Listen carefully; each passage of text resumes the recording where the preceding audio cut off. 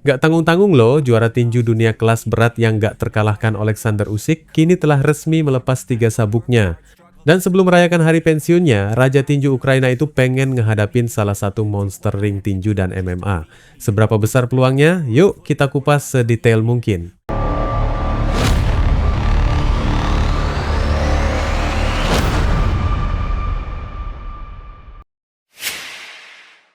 Damn, I feel like no one takes accountability. They want the credibility, convincingly unwilling to put in the hours it takes to get some power. Begini loh, ketika Alexander Usyk akhirnya memutuskan buat ngelepas 3 sabuk sekaligus, WBC, WBA, dan IBF, banyak orang langsung bereaksi, seolah-olah ini adalah sinyal bahwa karirnya sudah benar-benar habis, dan sang raja kelas berat tinggal menunggu waktu buat pensiun.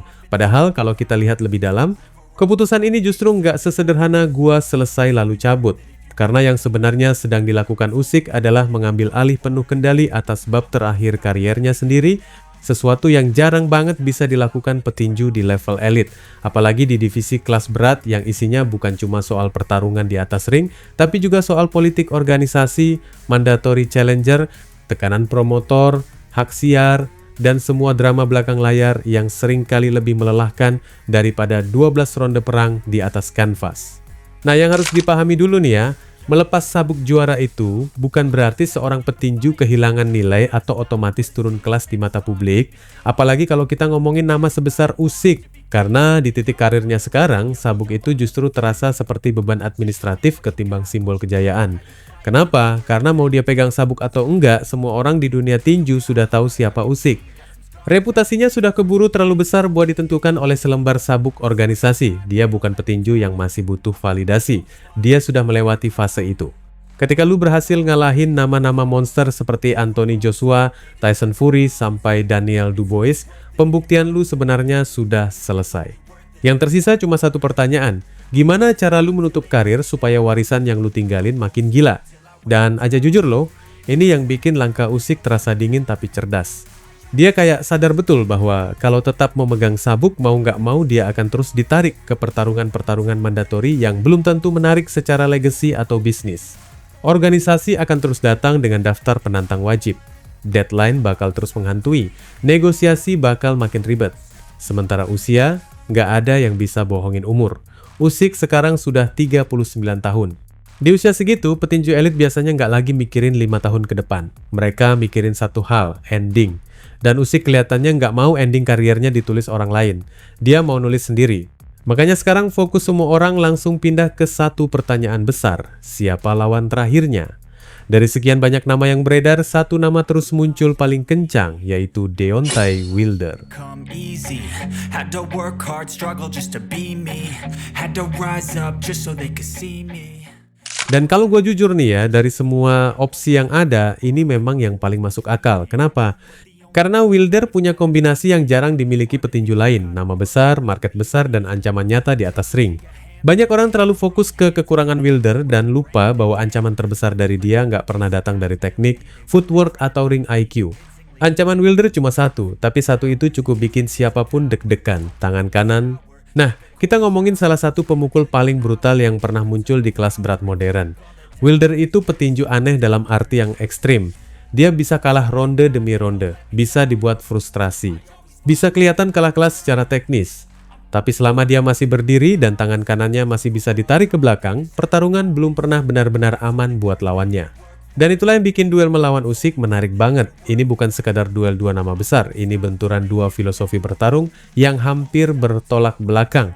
Usyk menang dengan kecerdasan, Wilder menang dengan kehancuran. Usyk bikin lawan kalah pelan-pelan lewat kontrol tempo, sudut serang, footwork, dan pressure yang rapi. Wilder? Dia nggak butuh semua itu buat menghancurkan rencana lawan. Dia cuma butuh satu momen. Satu celah kecil. Satu pukulan bersih. Lalu semua strategi bisa bubar dalam 1 detik. Itu sebabnya banyak orang ngelihat pertarungan ini punya daya tarik luar biasa meski tanpa sabuk juara. Karena narasinya gampang dijual dan gampang dipahami bahkan buat penonton kasual. Pertanyaannya simple, apakah teknik elit Usyk cukup buat menetralkan bom nuklir milik Wilder atau justru Wilder mendaratkan pukulan yang mengubah segalanya? Sekarang kita bahas sisi bisnisnya karena ini nggak kalah penting. Kabarnya Usyk pengen pertarungan terakhirnya digelar di Amerika Serikat. Nah, kalau tujuan akhirnya memang Amerika, maka Wilder otomatis naik jadi opsi paling logis. Kenapa? Karena dia petinju Amerika. Brandnya kuat, fans mengenalnya, media Amerika mengenalnya. Nama Bronze Bomber masih punya nilai jual besar, dan yang lebih penting lagi, citra Wilder sebagai monster KO itu gampang banget dipakai buat promosi. Lu nggak perlu jelasin panjang lebar ke publik soal kenapa pertarungan ini layak ditonton. Cukup tunjukkan highlight KO Wilder dan resume Usyk. Hype langsung terbentuk. Tapi ada efek domino yang jauh lebih besar dari keputusan Usyk melepas sabuk. Dan ini mungkin malah lebih penting buat masa depan divisi heavyweight secara keseluruhan. Begitu 3 sabuk itu kosong, seluruh peta kelas berat langsung berubah drastis. Petinju-petinju yang sebelumnya cuma nunggu kesempatan sekarang tiba-tiba ngelihat ada celah besar yang kebuka. Nama-nama seperti Agit Kabayel, Fabio Wardley, sampai Dubois kini punya jalur yang jauh lebih realistis menuju status juara dunia. Dan ini otomatis bikin divisi heavyweight masuk ke fase baru. Dan menurut kabar terbaru nih ya, Agit Kabayel kini resmi sebagai juara dunia kelas berat WBC. Selama beberapa tahun terakhir, kelas berat punya satu figur sentral yang bikin semuanya relatif jelas, Usyk. Ada satu raja, ada satu patokan. Ada satu nama yang jadi tolok ukur tertinggi. Sekarang, belum tentu, bisa aja status juaranya cuma hitungan bulan. Karena begitu figur dominan keluar dari sistem sabuk, heavyweight biasanya kembali ke kondisi klasiknya, fragmentasi. Banyak juara, banyak klaim, banyak jalur berbeda. Buat promotor mungkin ini bagus karena opsi match up makin banyak. Tapi buat fans kadang malah bikin bingung karena landscape divisinya jadi lebih liar dan kurang jelas. Di sisi lain, ada rumor yang jauh lebih gila dan lebih bombastis. Jon Jones.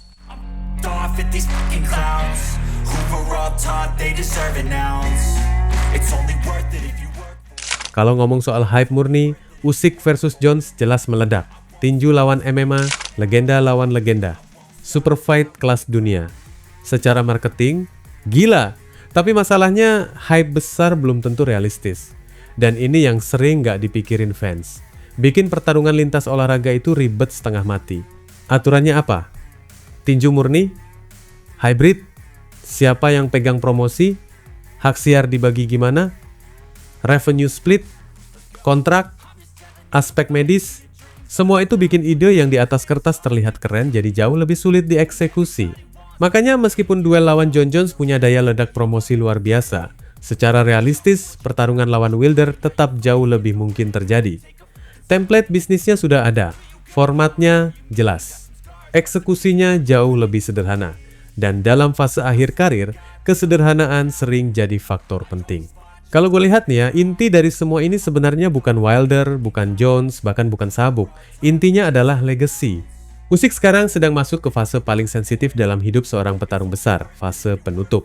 Dan sejarah sudah berkali-kali menunjukkan bahwa nggak semua legenda bisa menutup karir dengan baik. Ada yang terlalu lama bertahan sampai aura mereka habis, ada yang kalah tragis, ada yang dipaksa pensiun setelah dihancurkan generasi baru. Usyk tampaknya nggak mau jadi bagian dari cerita itu. Dia mau keluar saat namanya masih besar, saat auranya masih kuat, saat dunia masih menganggap dirinya elit. Dan jujur aja loh, itu keputusan yang sangat langka. Karena ego sering bikin petarung bertahan terlalu lama.